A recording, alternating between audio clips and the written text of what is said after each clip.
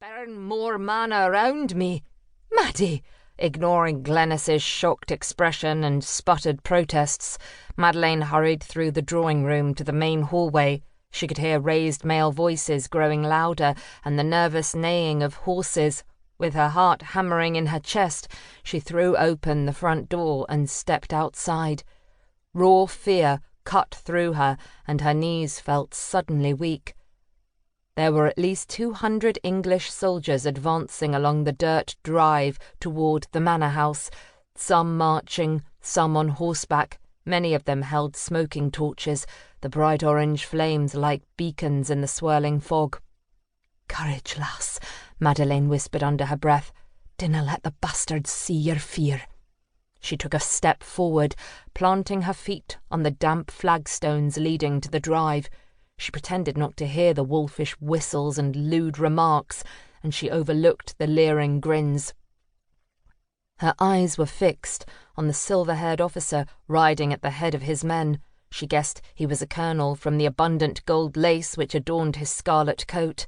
Clasping her hands tightly to keep them from shaking, she waited until he drew up on the reins and stopped just 20 feet from the house.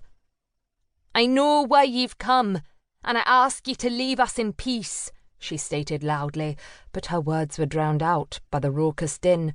Quelling her apprehension, she tried once more, and again she was shouted down. To her surprise, the commanding officer held up his hand, and the rowdy soldiers gradually fell silent. Madeleine drew a deep breath, her gaze meeting his narrowed one. "I know why you're here, Colonel, and 'tis a dirty business you're about," she said in a clear, strong voice. "I appeal to your sense of decency and honour as a gentleman. Spare my home and the homes in the surrounding villages. Most of our men are gone." She paused, swallowing against the sudden lump in her throat. "We're mainly women and children here. We canna fight ye, so we ask for your mercy." "Let me have it, huh?" a strapping soldier called out, laughing coarsely. "When I'm between her legs she'll not cry out for mercy, she'll cry out for more." "Aye, and I'll have her next," another shouted eagerly, shoving his way to the front. "I've never had a wench so fine. Just look at her, with that wild mane of chestnut curls and those ruby lips." Madeleine stepped back as the soldiers shook their torches threateningly. The air resounded with crude laughter and obscenities until the officer commanded their grudging silence once again. The colonel studied her sharply, his expression grim. "I cannot do that, young lady. I have orders from the Duke of Cumberland that must be followed." "Orders!" she blurted, cutting him off.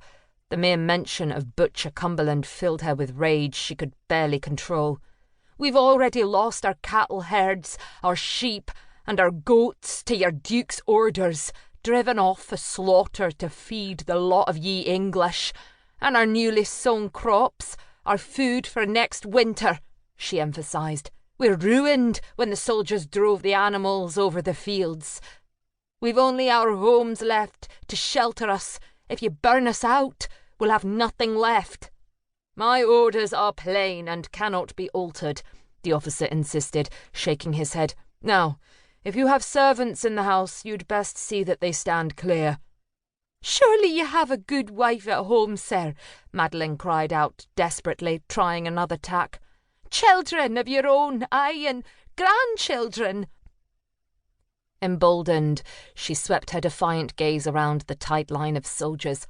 "All of ye! Have ye not wives yourselves, sweethearts, children? What if 'twas your loved ones in this miserable plight? Would ye not wish mercy to be shown?" The hardened faces of the soldiers, faces that had grown immune to death and suffering, stared at her with little pity or remorse. Fighting a wave of despair, Madeleine turned back to the colonel. "Please, sir, I beg of ye, dinna let your men loose upon us. If ye do, I swear 'twill haunt ye to your grave." The officer looked down for a long moment, his fingers worrying at the reins. When he glanced at her again, Madeleine breathed an inner sigh of relief at the flicker of compassion she saw in his eyes. "Very well, young lady. Your home and those in the surrounding villages will be spared," he said, ignoring